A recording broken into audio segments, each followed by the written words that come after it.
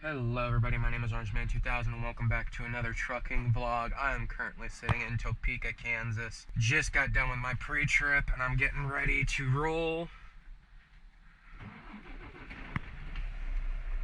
I've already sent in my updated macro for fuel and it looks like I will be arriving at the customer in Idaho Falls, Idaho, roughly Sunday night, Monday morning. My appointment is Monday, 8 a.m. As you can probably tell, I got a new GPS unit. Oh, is it not going to talk to me? Yeah, it'll talk to me once I get rolling. Wait for the sound of it to equal the air. And away we go. Now there is going to be a couple things I'm going to want to talk about when we get out on the freeway, but we'll save that for when I'm on the interstate. It is currently 11:06 a.m. Central Standard Time. As you can see, I have a big garbage bag there of shit I need to throw away. I would rather have that big garbage bag. I'm going to do this. It's starting to get warm. Turn at the first right onto Northwest Lower Silver Lake Road. You know, I like this a lot better than my old TomTom Trucker GPS. I had a lot of garbage sitting there that was absolutely bugging the hell out of me. I went and got some garbage bags at the Loves. I like Loves a lot better than I do Pilot Flying J, and I'll let you know why in a minute. I was in St. Louis, Illinois, which is right across the way from St. Louis, Missouri. It just got done snowing or something, and there was a sheet of ice on the driveway. I got in, tried to fuel up, but there was an issue with my company fuel card. Long story short, I had to get a hold of HR, and we got that resolved. I got parked, got out of my truck, and was gonna go in and get something to eat because they had a Denny's there. But I slipped and fell on my tailbone twice. Which is why I'm gonna say never send me back to fucking Illinois. For those of you that live in Illinois, I don't know how you can stand it. But yeah, I'm doing alright. I'm just a little banged up and bruised. No major damage. This was a day ago. Yeah, a day ago. And I'm doing much better. I'm not as sore, but it still hurts and it's still kind of tough to move. The other thing I wanted to talk about, in the last video I talked about Schneider and how a fellow YouTuber, well, I'm going to put it this way, 2 fellow YouTubers got terminated from Schneider due to company policy neglection, I guess you could say, or however they put it. One of the ones is Tiki. Very respectful. I like what you do, Tiki. Keep it up. The other one is a gentleman by the name of Bobby Reach. Now, I'm just going to say that mistakes happen and leave it at that for that. These 2 got fired from Schneider for doing what I'm doing right now, and that is talking to a camera. Because according to Schneider, it is against their company policy. You have to have your attention 100% on the road. And they feel if you're talking to anybody, anything, at any time, you could be talking to fucking Joe there sitting in the passenger seat. They'll fire you for it. Anyway, that's Schneider's policy, whatever. Bobby Reach recently put out a video saying that he was in orientation for another company. And he got his record back. The trucking record is kind of like a credit report. It sticks with you forever. And if you fuck up on that even once, good luck trying to get another job. I'll put it that way. The reason I say this is because Schneider put a strike on Bobby Reach's driving record as a company policy violation. Now, he didn't see that on the report that they pulled up at the time. But when he pulled it up, it was on there. He wanted to be honest, and he went into the head of driver development's office and let them know, hey, this is what's going on. And from what he said that this is going to be a deal breaker. He knew he was already fucked there. Because not only did he say that it was going to be a deal breaker, he also told Bobby that he was going to get a hold of Schneider, and he will see what he can do. Now, for any of you who have went out to a car lot and wanted a car, and the sales manager said, or the salesman went to the manager or financer, whoever, and said, I will see what I can do, you know it's not going to end up well. He got told on his first or second day of orientation that the company wasn't going to hire him because of his record now, that Schneider had a company policy violation on his record. Now, don't get me wrong, it could be that this company he was going to work for also has the same policy. And I know I keep saying this company, but I don't know for 100% fact what company he was going to work for. I don't mean to be an asshole about it, but as of right now, it doesn't really matter what company he was going to work for, because he's not going to be working with that company. Again, I don't wish this on anybody. But if it's a company policy, you have to abide by the company policy, otherwise your actions are going to have consequences. And I don't mean to be an asshole when I say this, but Schneider is really big on the company policy, and the fucking first moment they find you, you're on their radar. Tiki, I don't know if you have this on your record or not. If not, I still recommend highly that you look up May Trucking. It's different than Schneider, as we have the Qualcomm units. I don't know if you saw that or not. Qualcomm units, I'll do it that way. Mine is old. When I get back to Brooks, it's going to be gone. So here's the thing. I don't know how much experience you have, but I can tell you the more experience you have, the better the starting pay you have. Like I said in the last video, new drivers start out at 41 cents a mile and $120 a day, I believe it was.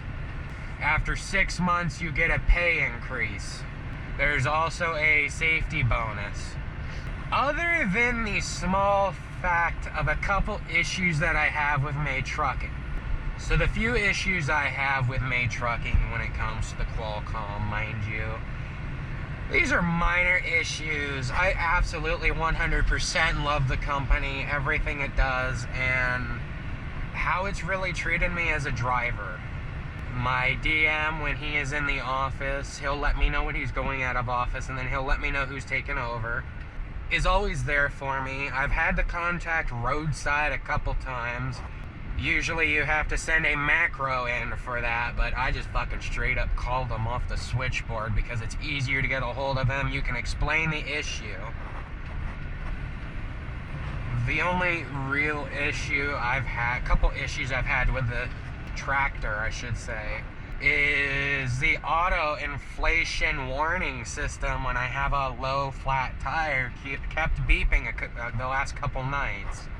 Well, when it starts getting cold outside, it's gonna go off as a false positive. That I can't help because it is monitoring the pressure. 100% fine with that. They just need to add a fucking mute button. I don't like it when it goes off in the middle of the night when I'm trying to sleep. Granted, I kind of try and tune it out. Again, this is a lot better truck than what I had with Schneider. I woke up freezing my ass off last night, started the truck up, cranked the heater on full blast, and it worked out really well. Mind you, this truck has optimized idle as well, which I need to have them look at that, because it doesn't seem like the heater is getting hot in the bunk. You know, like the heater's up in the front of the truck with the vents, because there's one back there that I can use on optimized idle. A couple of things I don't like about the Qualcomm, like I was gonna say, but I went on a completely different rant. I had no touchscreen functioning, so I called over the road and they told me how to reset it. I reset it and it worked out fine. It's working now. I'm good to go. What the fuck was I gonna say about the Qualcomm? Oh, Mind you, this is an older system, but there are a lot of macros that somebody from Schneider wouldn't get because everything is done on a tablet. For instance, you have to put in your next fuel stop. According to your fuel levels, they'll send you back a approved fuel stop, which you better fucking stop at that. There's freeform, arrives, delivered, that kind of thing. It's kind of normal to Schneider's tablet. The only difference is, and this doesn't make any sense, it seems like a lot of micromanagement, is when it comes to your loads, you have to put in a load tab, or a loaded macro, saying you're loaded, the quantity, this, that, and the other. Okay, fine. Then you have to update your load tab on the hours of service. You better fucking do that because that's DOT. If they don't have your load for that trailer, you're kind of done diddly fucked, and then there's a ticket. But the other thing they want you to do is something called the live loaded call, which means you have to call your DM and let them know, hey, I'm loaded. And you basically do give them the same fucking information you just put on the loaded tab, or the loaded macro.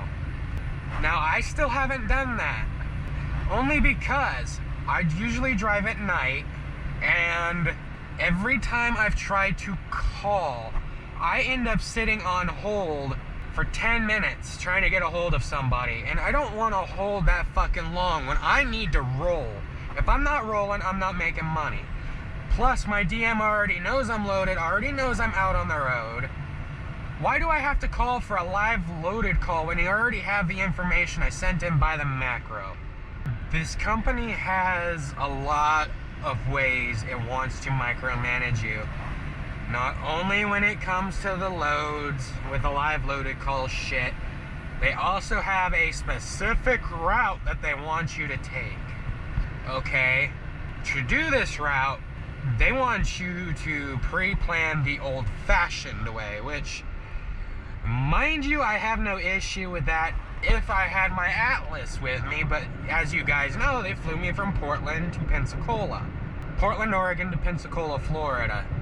So I was only able to pack what I could.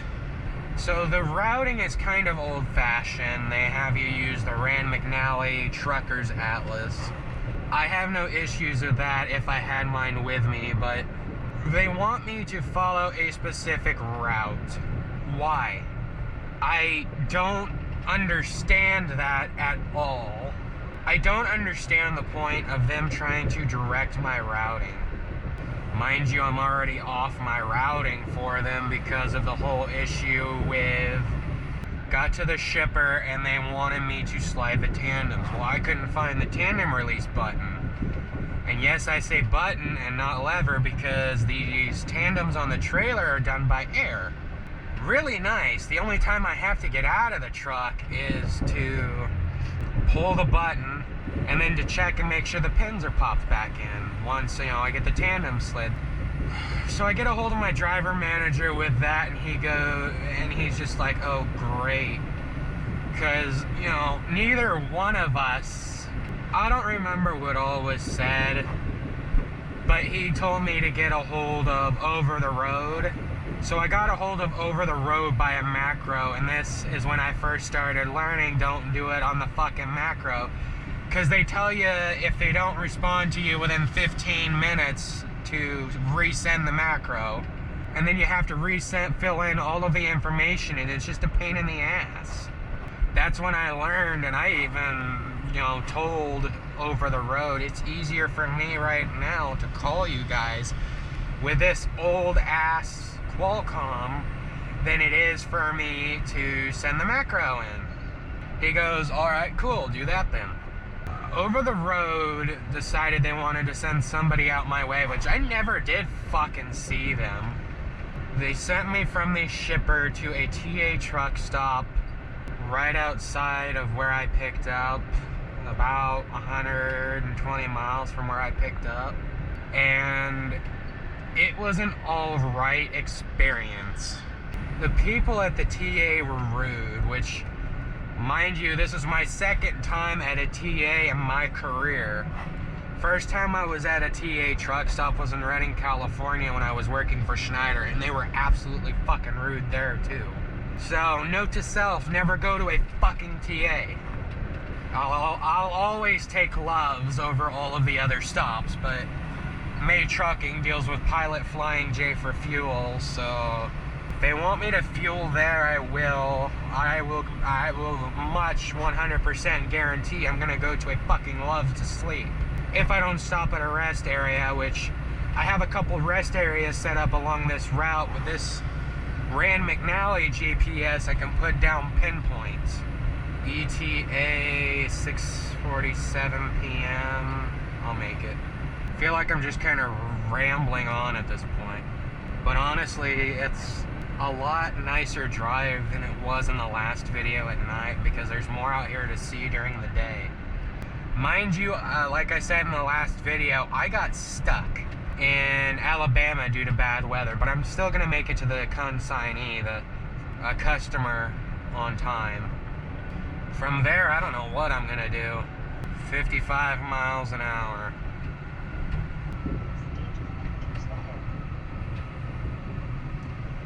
Yeah, I see that. I know.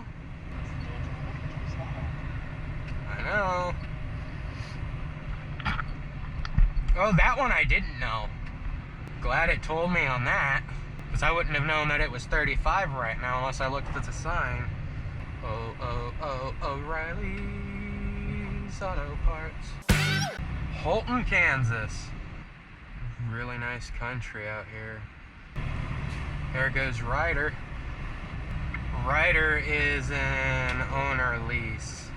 It's still technically 35 to right here, so it thinks I'm speeding, which, I mean, albeit for me to tell it differently. Ryder is an owner lease operation where you have to go and get a company, have them get you a lease truck. You're basically running an owner-op operation through a lease through Ryder, which means I don't want to say you get 100% of the proceeds, but you get a good portion of it because you're getting paid by the load, not by the mile. Now, if you want a better breakdown, go check out the Rusty Cracker on YouTube. He is a owner lease through Ryder, drives a Freightliner Cascadia, like I'm driving, and he's really cool. I highly recommend you watch him. There's a few fucking truckers YouTubes out there that I recommend you watch. I've already gone on and on about how you should watch Tiki, but there's a few more. I'm pretty sure I've went on and on about riding with Dave. Trucker AK. Trucker AK is a highly recommended trucking YouTuber by me. I watched his videos for quite a while. He is an owner-operator that drives a Freightliner Classic XL Edition. Really nice fucking truck, and he's really turned it into a nice chromed out truck. And he's still working on it bit by bit. And then, like I said, the Rusty Cracker is another good trucker that you need to go watch. All links will be down in the description below. I think I pretty much talked about everything that I wanted to talk about. I'm just kind of enjoying the view out here now. I'll let you guys catch the view for a bit.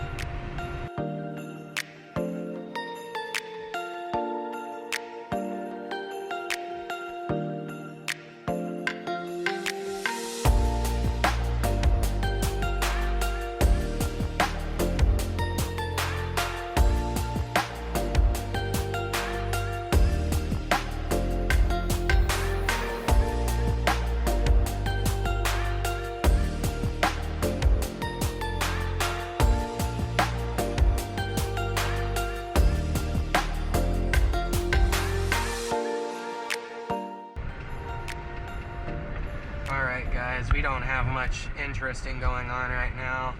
That's going to do it for me at this time. If you enjoyed what you're seeing, be sure to subscribe, hit the notification bell. Also be sure to like the video. Again, like always, all the links that I'm talking about will be down in the description below, as well as the May Trucking website if you guys want to go and check it out. Also, like normal, special thanks to SimplyArtica, Jayton, for always doing the video editing. You are very awesome, very much loved, and thank you so much for doing what you do. With that said, I hope you all have a good rest of your day or evening. Right curve ahead. Oh my god, I love this GPS. Hope to see you guys all next time. Stay orange.